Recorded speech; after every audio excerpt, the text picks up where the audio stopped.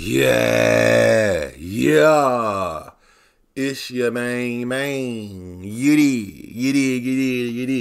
Nigga, IQ nigga, what's up with y'all? Got another reaction, man. And this one is titled, What Would Happen to Hip Hop If Lil B Never Happened? He just dropped a new video. It's on my second channel. The link is in the description if you want to check out the new. I reacted to his new video. It's called Gotham City. And he sounded like he should have been signed to YSL Records on that one. You gotta go listen to it, man. The year is 2021 AD, and music is being shipped and distributed to consumers who are quick to move on at a rapid pace. Merchandise is being bundled, and aggressive social media presence is an industry standard that is being spearheaded by the hip-hop genre, which is seeming to be the most influential genre to date. New artists are being introduced daily as equipment costs and quality expectations have begun to ease, and consumers are becoming more lax in reception over the years. But things may have looked a lot more serious if one influencer hadn't stepped in to change the landscape forever. Hello, I'm Kako5440, and this is what would happen to hip-hop if Lil B never happened. Boot up, Alpha. Lil B came into this world as Brandon McCartney in Berkeley, California. He learned how to rap using a website called OLA.com by taking hip-hop lyrics and changing the words around to reflect his own life. This was around 2005. Around the same time when he took on the name Lil B. I'm so old that I remember that website. Like, I remember seeing that. I literally remember seeing that. I think I should probably go look up the lyrics. That was probably the main lyric website back in the day. I remember that. That's crazy. High school, he made friends with one Lloyd Amadhibo, otherwise known as Young L, and they grouped up with Keith Stunnerman Jenkins and DeMonte Lil Uno Johnson to form the hip-hop group The Pack. Young L was quoted saying, B had been rapping for a while. He just had nobody to make him beats, and I didn't have anybody to rap over my beats, so we just hooked up. In June of 2005, The Pack would release the mixtape Wolfpack Music Volume 1, and the single from the tape, Booty Bounce Popper, would gain traction locally within a year. Following that, in March 2006, The Pack released the Wolfpack Music Volume 2 on the social media platform MySpace. This mixtape would have their biggest single, Vans, on it. Vans would later catch the attention of notorious San Francisco Bay Area rapper Too Short, who would then sign them to a record deal to his record label Up All Night, a subsidiary of Jive Records. With this cosign, Vans would peak at number 23 on the top 30 hip-hop charts and was listed at number 5 on Rolling Stone magazine's Best Songs of 2006 list. In 2007, The Pack would release their debut album, Bass Boys, which included 4 music videos, one of which included a then unknown Tyga. Due to lackluster sales, in 2008, The Pack would be released from Jive Records. They would then land with the Los Angeles-based independent label, where they would continue to work on future projects for The Pack. The group, however, would also work on each other's solo projects and careers, which would lead to Lil B releasing his first digital album, I'm Thrax, on September 2009. This album will be the conduit for a career that would change hip-hop forever. Okay. Now let's break down the impact Lil B actually had on the culture during the peak of what was called by its originator, bass culture. Of course, Lil B would never come out and claim these shifts, but we can use context clues to evaluate Lil B's cultural impact while he was initially received in the culture. In a genre where quality and lyrical ability are highly scrutinized, Lil B would take the unorthodox and highly debated approach of quantity over quality. Too Short had this to say about Lil B's recording method. B used to back in 05 and 06, he used to freestyle. Well, he called them freestyle albums. He'd go in there, he'd go in the booth, and one take Jake all of them. This is evidenced by the fact that Lil B, in 2010 alone, released 14 projects, including his Rain in England album and Wolfpack Party with The Pack in September and August, respectively. As a matter of fact, in that same September of 2010, Lil B would release 5 projects including the album. If you need another perspective, an MTV article interviewing Lil B in 2010 quoting him saying this, "Last time I checked my iTunes, I have about 1,500 songs, including freestyles. I probably have about 800 freestyles right now." As a recording artist, it is not uncommon to have a back catalog of music that either may or may not be released. However, Lil B would not view his music this way, instead creating over 150 MySpace accounts to promote his music and various projects, creating transparency and accessibility for his fans. His dedication to free expression would, whether or not intended, prove to be a very important and successful marketing strategy that was never brought to the mainstream before. To add to this quantity-based aesthetic, Lil B would do his duty of keeping his image visible to his fans by releasing a multitude of music videos per release. Lil B would do this right out of the gates, for example, with his debut mixtape, I'm Thrax, being released with 21 songs and 16 music videos to go with them. These videos would be produced on a limited budget to maximize the number of videos being produced, showing the mainstream industry that big budget videos weren't always necessary to reach. And let me say this, bro, just so we know, Lil B was probably, besides Gucci Mane, and like maybe really Gucci Mane, he was the first like artist that was really flooding the internet. Gucci kind of did it more with mixtapes, but his shit transferred over to the internet. But Lil B started from there. That nigga was flooding, bro.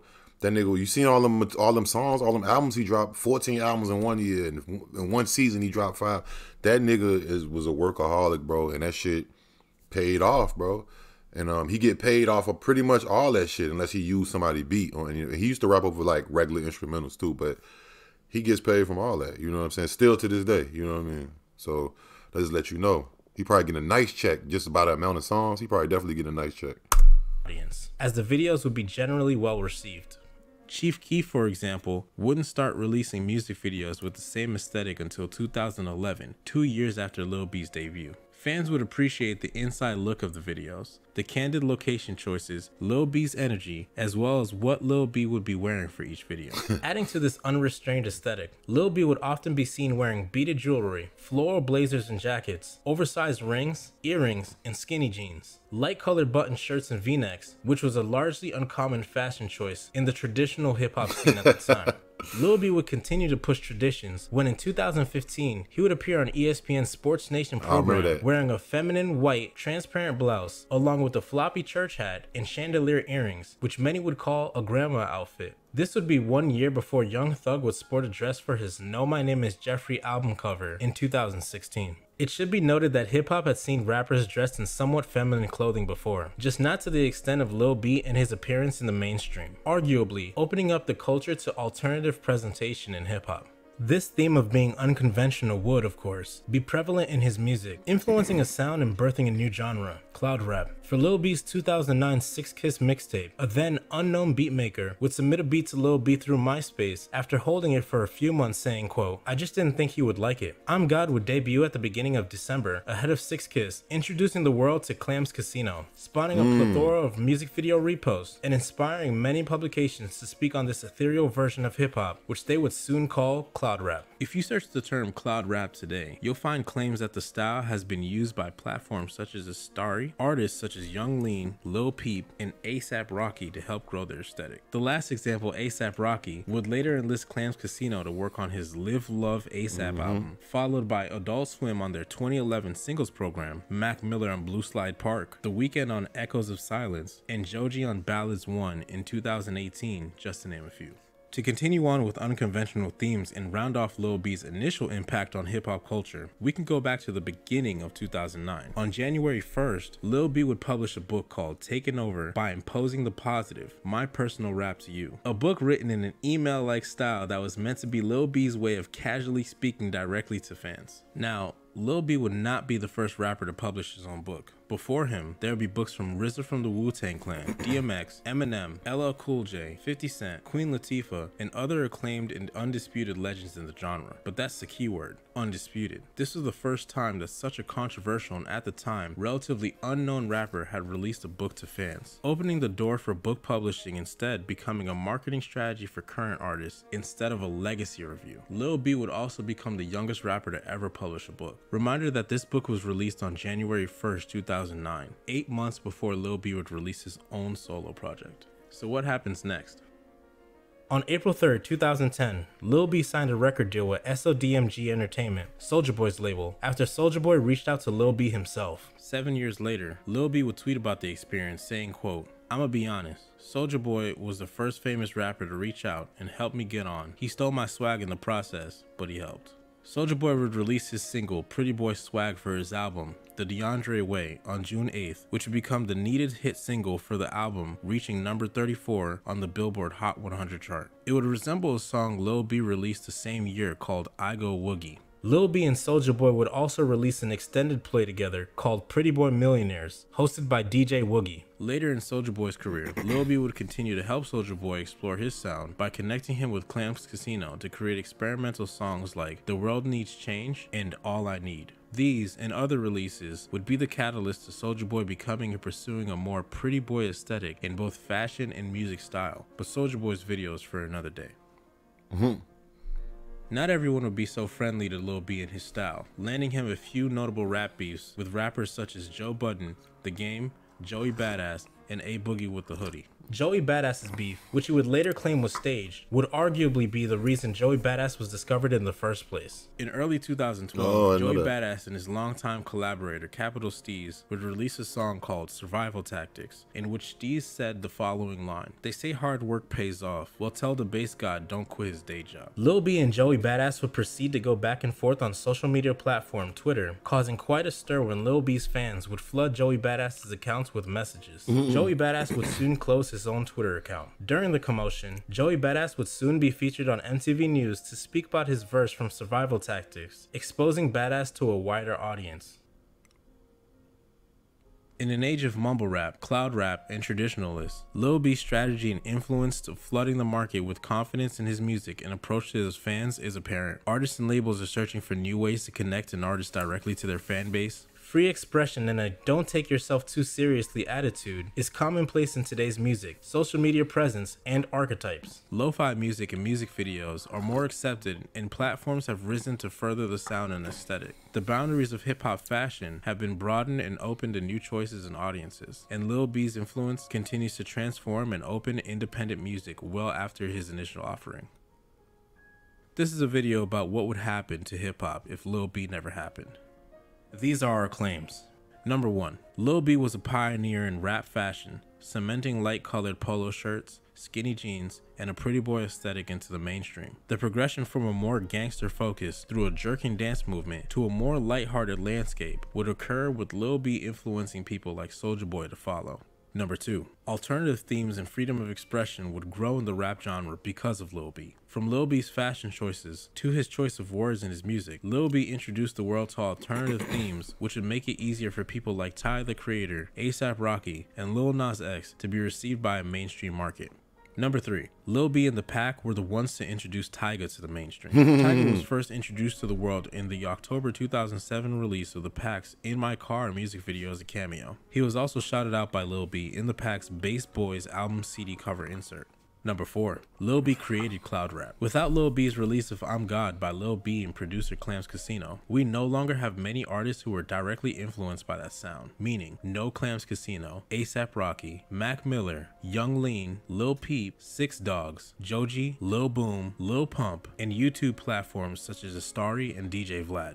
In conclusion, Lil B continues to flood the market to this day through his own independent label, Base World Records. In December of 2020, he released his 75th mixtape, Hoop Life 2, which is 7.5 hours long. He now gives lectures at universities, such as University of Florida and MIT, to speak about his influence, vision, and goals as an independent artist. Whether or not you enjoy his music, Lil B has created so much content that it's hard not to find remnants of his style in today's hip-hop scene. Audiences now expect more transparency from artists and social media, and music is now being released and received at a rapid pace. Music marketing has even seen a shift in an increase of burner accounts and meme pages, which are now commonplace when promoting an artist. Facts. In short, Lil B was ahead of his time and helped shape the culture of hip-hop today. But what about you? How did you hear about Lil B? Was this your first time hearing about him? Did you not know about him before this video? If so, what song will you listen to next? Do you believe in his influence on the culture? Give us your answers below in the comments, and feel free to join us as we continue this series and explore other types of content in Space Station. Link in the description below. Thank you, Alpha.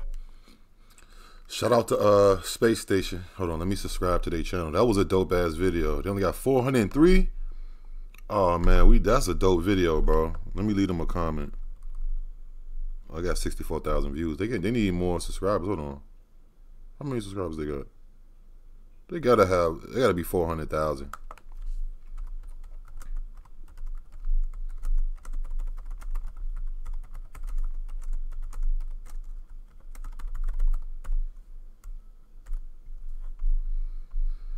me see. I should better say 400,000. What? Only 400? Y'all go subscribe to Space Station, man. I don't know what type of other content they got, but I'm gonna check it out. Shout out Base God, man. Y'all let me know what y'all think. Like, comment, subscribe, the notification bell, man. I'm gone.